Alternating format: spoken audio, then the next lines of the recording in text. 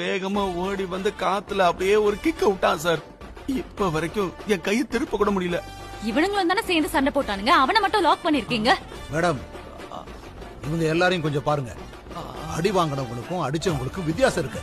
இவனுங்கெல்லாம் அடி வாங்கினதுக்கு கண்டிப்பா ஒரு காரணம் இருக்கு. அது மட்டும் இல்லாம இன்னொரு விஷயம், கோடாங் மேன் ஒரு முன்னாள் டேக் ஒன்ற சாம்பியன். அவர் அடிச்சாருன்னா அது அட்டெம்ப்ட் மர்டருக்கு சமம், தெரியும்ல? அண்ணன் சத்து சத்துன்னு அடிய போட்டு என்ன சண்டைக்கு கூட்டாவும் ஒன்ன பந்தயம் போட்டு